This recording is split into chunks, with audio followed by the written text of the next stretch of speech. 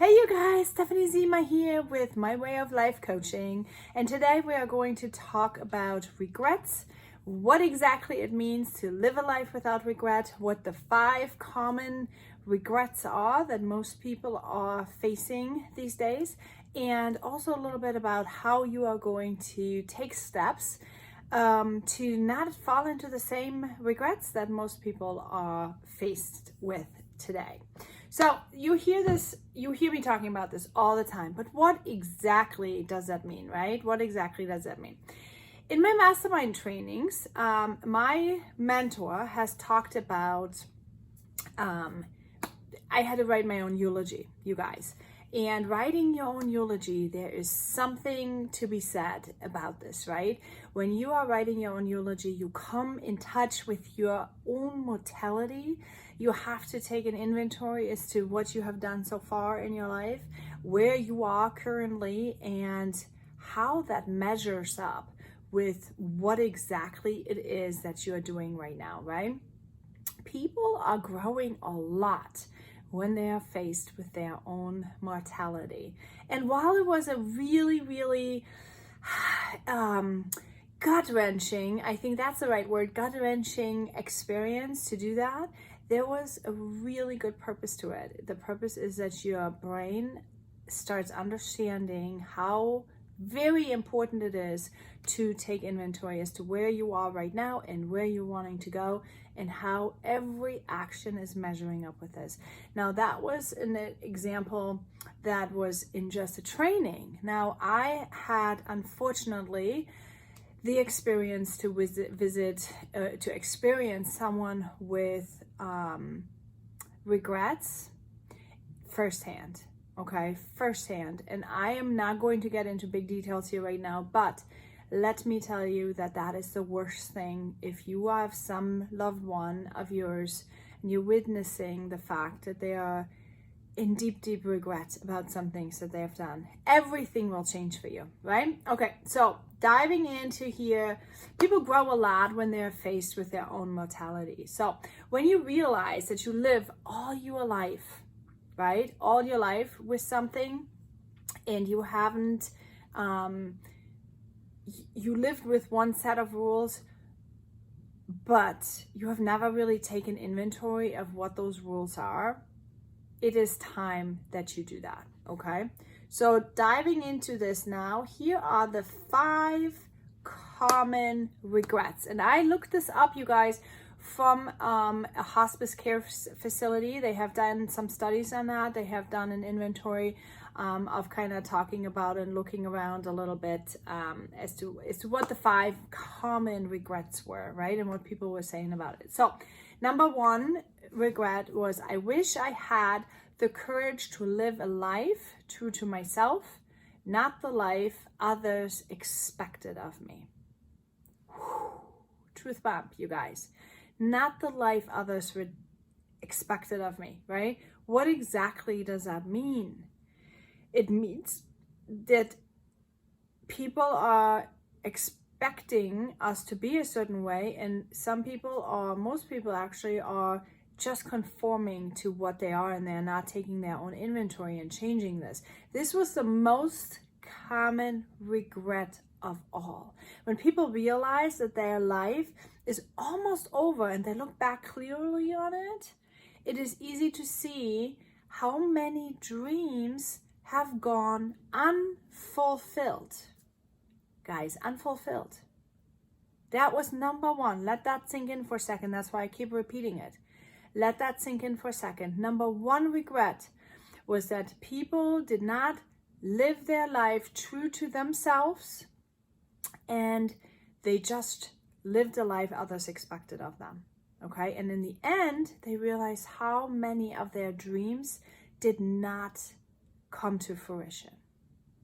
Number 1 regret of everyone. That alone should give you a jolt right now to jump up and start writing down every single thing that you have in your brain, all the dreams that you have going on in your brain, that you not allow yourself to dream because you're thinking, not now yet, my kids are little, I don't have time, all these excuses that we are saying to ourselves, right, that are here to keep us stuck, here to keep us in our little bubble. And because of that, write it all down and figure it all out right now. What is it? Be clear about what were your dreams? What were you even wanting, right? Get that back on paper, because we forget about this. But then in the end, when you die, no one from the people who expected anything of you right now, no one who kept you from living your dreams is going to be there, guys. It's going to be there. So don't make that statistic the number one. You're number one, okay? So moving on. Most people, I already said, most people had not honored half of their dreams and had to die knowing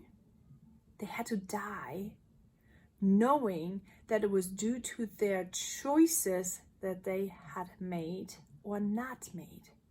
It's all up to choices that we take and do and make or not make, okay? Let that sink in. It's all that. It's only that. It's only choices that we're making. It is so very, very, very important to try and honor at least one or some, okay, not just one, some of our dreams along the way of our life. From the moment that you lose your health, okay, let me pause here. From the moment you lose your health, it is too late. When my mom got cancer, that was the moment it was too late. It came in from one to another day. Stage 4. We didn't know. She had no warning signals. There was nothing.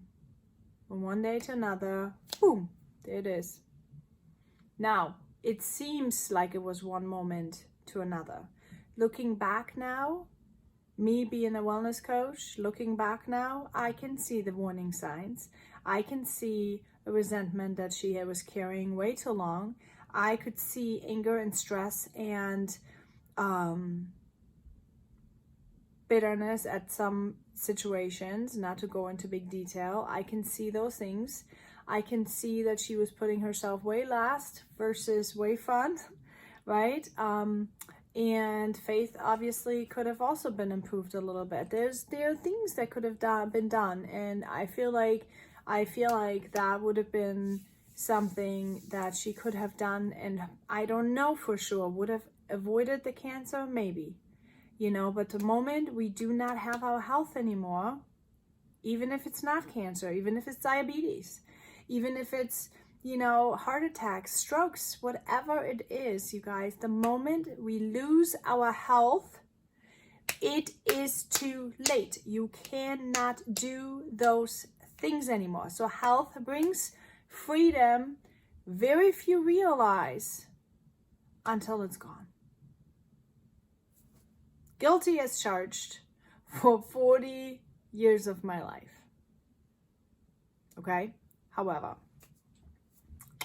I'm making health my priority, have been for the last 5 years. So you should too. Okay, on to the next. Number 2, I wish I didn't work so hard. This came from listen to this, every male patient that was there. Every male patient worked too hard, and that was number 2 of the regrets. They missed their children's youth, their partner's companionship. Okay? Women also spoke of this regret, but it was most were from an older generation, and many of the female patients had not been the breadwinners, okay? But women also had that regret. The men deeply regretted spending so much of their lives on the treadmill of a work existence. Hustle, hustle, hustle, hustle, bind, traveling, working, all these things. And talking about my own family, talking about my husband, I know that there were lots of regrets happening from a previous relationship and a previous way of being and being and missing things and being out and stuff like that. So yes, that is, I have heard stories from people that I have personally actually know that had that regret. But it's not too late. You can change it, right? You can still change it. Okay, number 3, I wish I had the courage to express my feelings. That was super interesting to me. That there's number 3, that people are not comfortable in expressing their way, how they're feeling. And it makes me almost sad, because every one of us should have a right to express how we feel, and should be able to be honored and respected and tolerated and whatever the way how we feel, right? So many people suppress their feelings in order to keep peace with others. As a result, they settled and never became who they were truly capable of becoming. Now, I truly believe that that is within marriages, okay? There is a way to have an assertive conversation. Women need to be less passive and more assertive. Men need to also be assertive, okay? Because some men, we assume that men are the aggressive partners in the relationship, but that it's not always the case.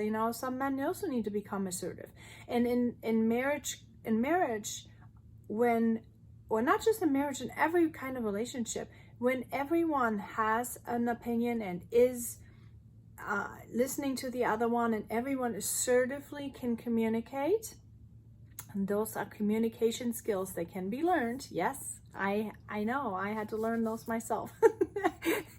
But it's like, when everyone wants to come up with a win-win, okay, when everyone is going to be assertive about what their needs are and what their wants are and what they're wanting to accomplish, and then you come together and have conversation, and then everyone is looking for a win-win outcome. That is the goal, you guys, and this is what you can learn. You can learn these communication skills. You can work on self-confidence. You can work on being more steady in the way how you carry your emotions and not get triggered all the time, right? So people do not need to suppress their feelings. They can actually learn how to honor them and express them appropriately, right? So number 4 is also a very important one. I wish I had stayed in touch with my friends. Now, why is that one important? Because you know what, guys? You need to have friends. Marriages and families are one thing, but friends is a whole different story. You need to have really, really good friends. And let me tell you a little bit about friendships. Friendship is not necessarily that you are out having parties with gazillion people. Friendships can be completely online. Actually, believe it or not, I have my best friends are in Germany. And I have had still very close relationships with everyone for over 20 years. I known them since kindergarten and from school, and like even later in life, like a couple of my friends I met after I was done working my college and everything else. I met them after. And the relationship just developed, and we are still friends and stay in touch. And but it doesn't come from nothing. It comes from something. You have to actually engage in wanting to make these relationships good. You have to do something to build these relationships, to connect, to be authentic, to know yourself, to let them be who they are. And again, come assertively to find common interests and build those relationships, right? So often patients would not truly realize the full benefits of old friends until their dying weeks. And it was not always possible to track them down, okay? That's what the hospice center was saying. It is so sad to me that someone is gonna try to connect with their friends, but couldn't until they are like, it was too late, right? So many had become so caught up, and that's what they were saying, that people are getting so caught up that their friendships just kind of slip away. And I hear this a lot from talking to people these days. I hear a lot that, I lose touch with them, or everybody's so busy. It's always busy, busy, busy. It's the badge of honor. We are running around being so busy with our lives. But it's good to take moments and to take times and to consciously put friendships, real connected friendships, into your lives, right? Even if it's just moments. So there were many, many deep regrets about not giving friendships the time and the effort they deserved. And everyone missed their friends when they were dying.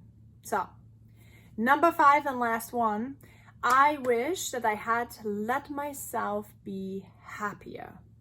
This is surprisingly common, okay? Many do not realize until the very, very, very end that happiness is a choice. We stay stuck in the old patterns and habits, you guys, in our comfort zone, our so-called comfort zone of familiarity, that we just don't change anything about our lives. We are just stuck in that, right? The fear of change had them pretending to others and to themselves as well, you guys. They were pretending to be content. They were pretending in their lives to be content. But then in the end, when you are like all by yourself, it doesn't matter anymore what other people say, what other people think. You go deep within. What matters is to laugh properly. To laugh, to have silliness, to have life. When you're on your deathbed, it doesn't really matter anymore what other people think about you. It really doesn't. It doesn't matter what they think.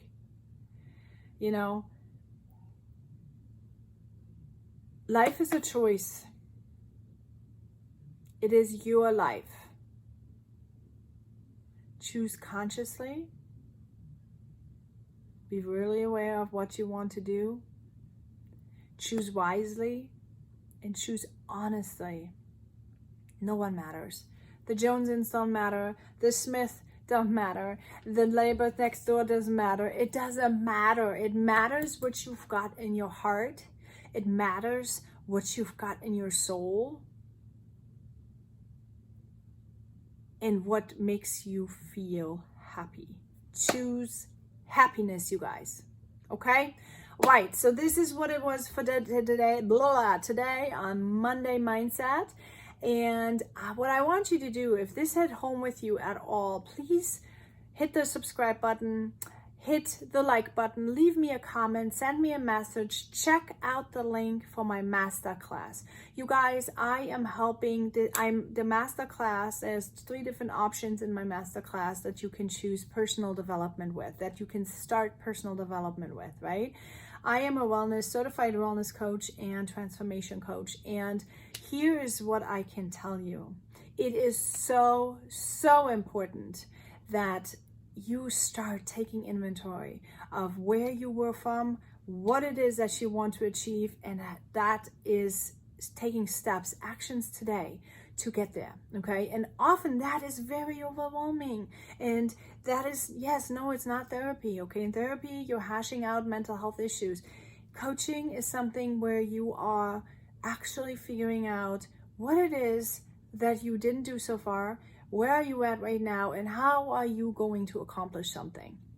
How are you going to put things into perspective? In my masterclass, I don't only teach you the steps, I will also, depending on what option you're choosing, I will also coach you face-to-face via online, right? Online or even in person if you're close to me, if that's what you want to do.